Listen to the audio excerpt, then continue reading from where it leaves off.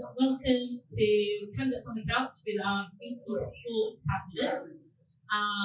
Today we're going to be asking our VP Sports candidates 4 or 5 questions just to get some answers for them and to let you know a little bit more about them. The voting period opens at 1 minute past midnight on Monday. First thing on Monday, and you'll have until 2 p.m. on Wednesday to vote, and then the results will be announced at 6 p.m. in Friday. Okay, so I'm going to pass over to my candidates now. I'll just do you the mic, so pass the mic on essentially. So, your name, the manifesto view,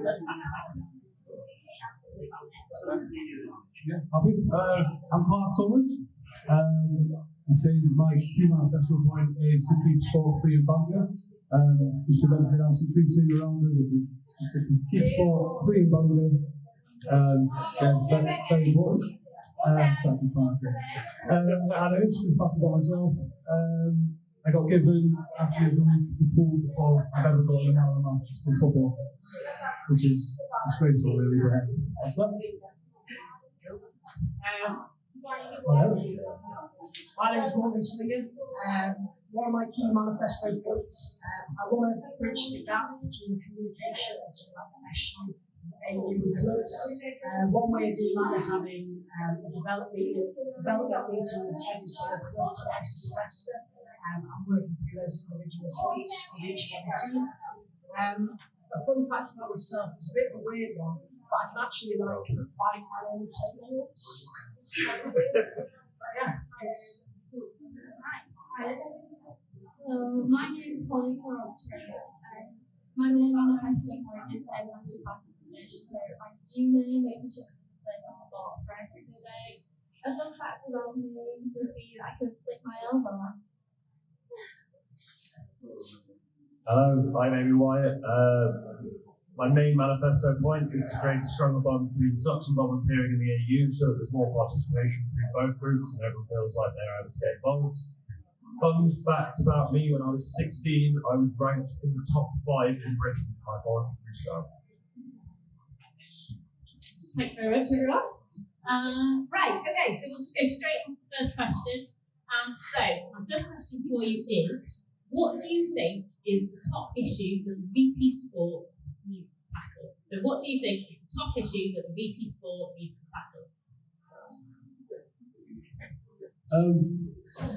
I think a lot of clubs struggle with the allocation of the grant. I think since I've been involved in the pool, I've realised just how it's sort of shared out. Obviously, being part of men's football, I think obviously everyone on the council will be netball, rugby is a bigger club. Obviously, we get more members in every year, so we get a big decent amount of the grant where teams just pool. I know dance struggle, to get sort of funding for accommodation, travel, and they take care of their events. So I think that would be, that's my number one concern, is to review how that's sort of allocated and help those small clubs out with that.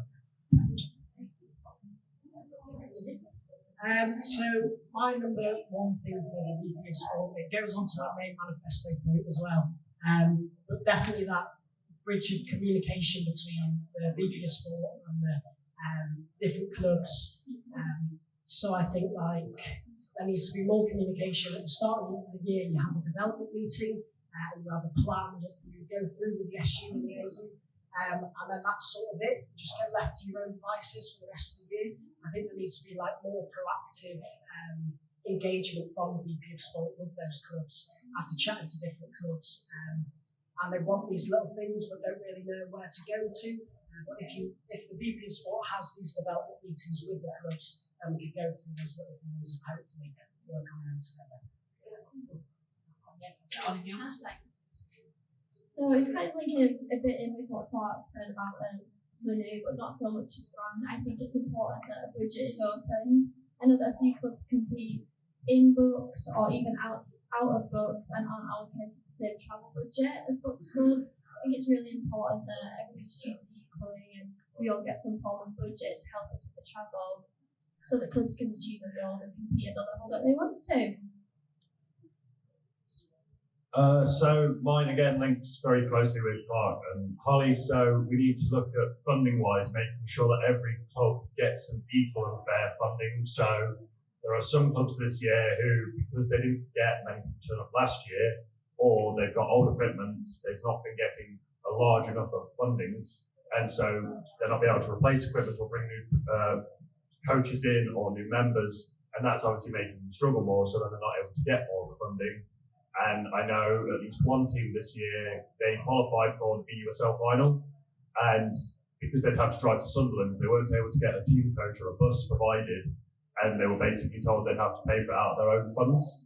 And they've openly admitted they're not able to pay for that themselves, drive all the way to Sunderland to swim, to then come all the way back. So we need to look at making sure that even if it's not one of the main teams, if they've qualified for a final, they have all right to get there and make their way to that final to compete, to show that we are probably one of the best universities for sport in the country, but also in Wales.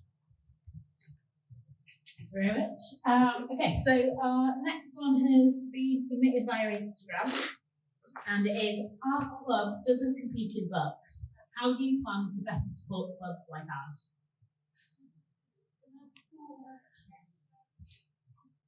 So I think clubs that don't compete in books are equally as important. One of my manifesto points is increasing more campus and social sessions, which is a session like run by you as a club, and it attracts everybody no matter what your ability is. I think it's a great way to get people involved in sport, and you don't necessarily have to compete in books. I think everybody's equally as important, really. Anyone else want to? Cool. So the clubs that don't compete in books, a bit like what everyone else has touched on, they don't get the same like funding for travel and stuff like that. I know a lot of the clubs, they have to pay for their own things, they go to their own things. So I think it's just having those conversations with those clubs, even though they're not part of books, they're still part, and they're registered as an AU club or an SU club. So we really need to have these meetings with these teams and say, how is it that we can better your sport? If you need free travel to a game, we can look into that. Obviously, I don't want to make any promises now because I don't know what kind of funding or anything that we're going to have, but I can promise that I will look into those things and hopefully we can improve those sports that aren't just that are books involved in that. So a large part of my campaign for teams, especially those who aren't competing at books and those also competing at books, is making sure that every team gets their chance to be seen. So currently a lot of the posters you see from sports are to do with the likes of rugby, football, dance, netball, those kind of clubs. So looking at those ones who don't compete or only maybe compete maybe once, twice a year, they still get their chance to be seen. So making sure that when they post things, we try and make sure they're reposted, that everyone knows they're going on.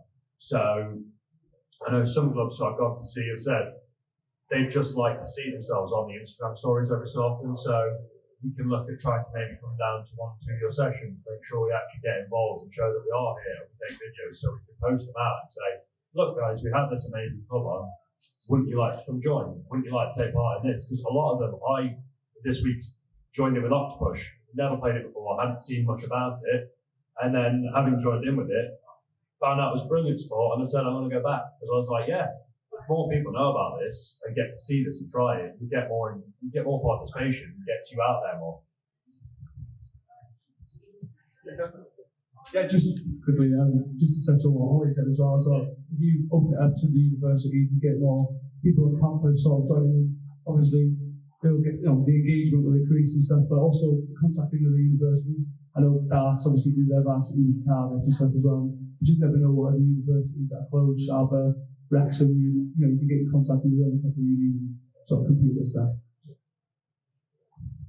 Brilliant, thank you very much. So my next question is, how would you change or improve how clubs are supported to recruit new members to increase membership? So that's how would you change or improve how clubs are supported to recruit new members to increase membership? I think to sort of replicate what rugby have done over the last few years, I think the scholarship has really helped out. I know Bangor University are transitioning into a rugby scholarship uni, but I think it helped having a renowned coach in rugby. I think if we can sort of allocate the grant or look into sort of getting these big names to come to Bangor, we can do that for a lot more sports, and I'm sure the sport will follow them.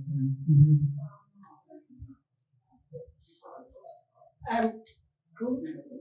So one way that I think that we can increase participation stuff for other clubs as well, something that like you say, we've looked at it rugby as well. One thing that definitely needs to be improved upon is that handover between the committees in between that league, because there's such a massive gap in that summertime or coming up to the end of the year where there's really good times to put it out there for recruitment. So whether the AU or the SU, we can support each league. We can say, oh, you need members, we'll post on our online media and stuff like that. Because I've had people say that things like serendipity and stuff are not always the best promoted, and some people aren't even aware that they're on sometimes. So just getting more engagement around those events and then getting clubs to say, like, make sure you're active in recruiting beforehand and how do you want help with that. We can post on our stories.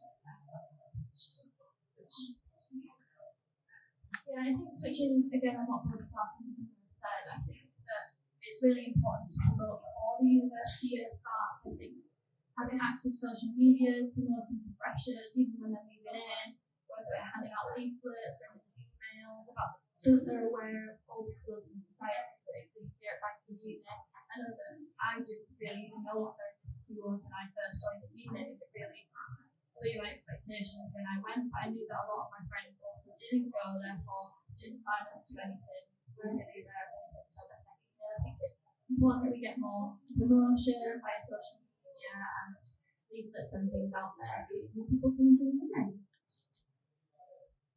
So, to touch a little bit on what all these have said, so yeah, looking at making sure we're promoting each sport, but as sports, make sure we're working together. So a lot of the time there are so many sports who, there's so much stigmatism around them, so much divide, and we need to get rid of that. So we need to get rid of any stigmatism around sports. So if your sport is seen as, oh, it's just mainly drinking sport and oh, everyone's just rowdy, we need to make sure, we need to let people know that no, you can still go to these sports, whether you're a non-drinker, whether you're a little bit more quiet, you shouldn't have to feel like you can't go. So we need to remove stigmatism around sports. If there ever is problems with sports, so talking to a lot of SOCs and societies, quite a few of them at times do feel very scared to go out on a Wednesday because of the drinking culture and the nature around it. So letting them know that these sports are here for everyone to take part in, and if you are having problems with them, as a uni, we will deal with it respectfully and equally. It doesn't matter the size of the club, it doesn't matter who you are. If you've got problems that are going on, we deal with it, and by dealing with these things and moving past these stigmatisms, that lets people know that they can join and they can be a part of it. So that's what we need to do. We need to work together to create a stronger uni. Thank you very much. And then my next question is, what thoughts and ideas do you have on how to improve accessibility to facilities for AU clubs? So what thoughts and ideas do you have on how to improve accessibility to facilities for AU clubs? Thinking.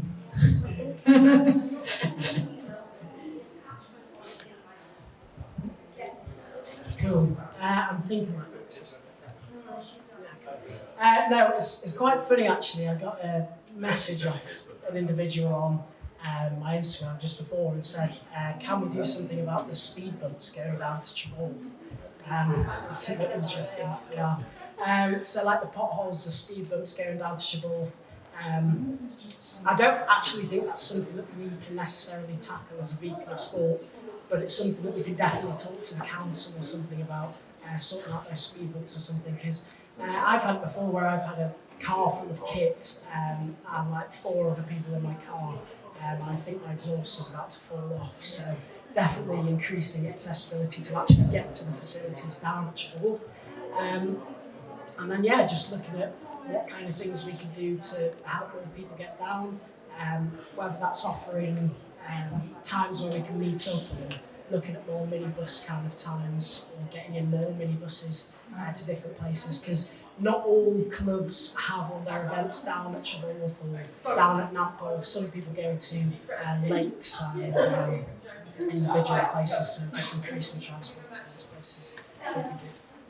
8 minutes, then I'll come back. Oh, sorry. No, it's alright, don't worry.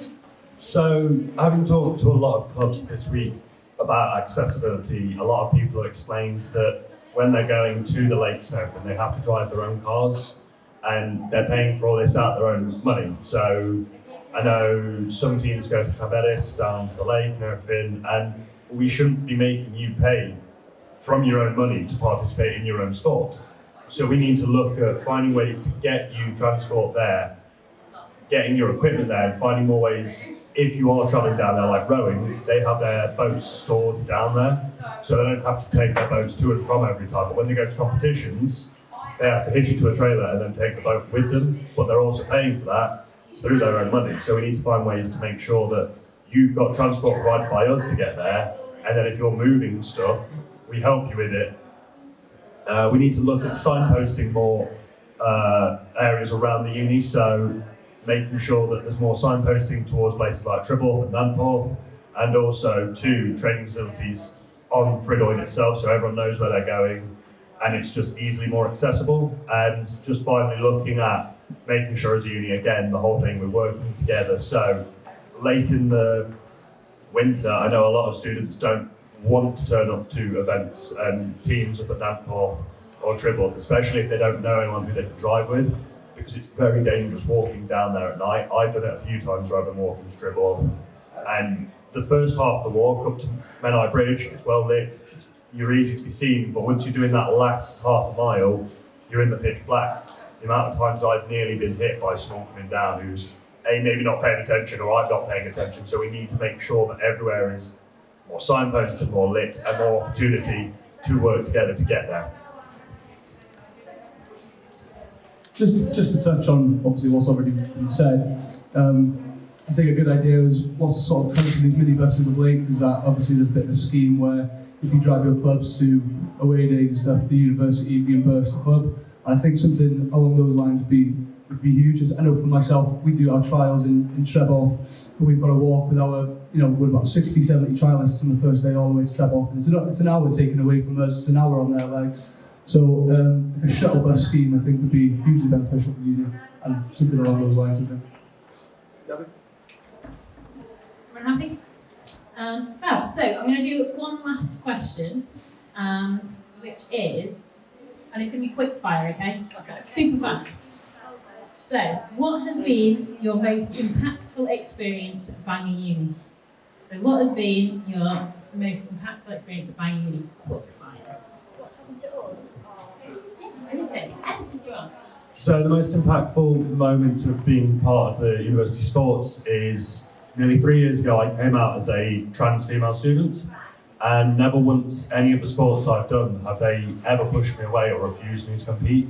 And it really became prominent about 4 weeks ago, maybe 5. We had a handball tournament down at Oldham, and it's the first time I've ever been allowed to play in a women's match. And inevitably we lost, but I was able to score 6 goals and I was given player of the match. And it meant so much that all my team and even the opposition teams came around to me and were so proud of me and like, well done, you've shown such a representation, how important it is to let trans students get involved in sports. And it was massive to show that as a uni, we aren't turning people away, we actually stand with each other and go, no, this is so important. And it did give me a little bit of a cry. Yes? I think the most impactful moment for me here at Bangor within sport is the community that we have here. I think it's really important to keep that up.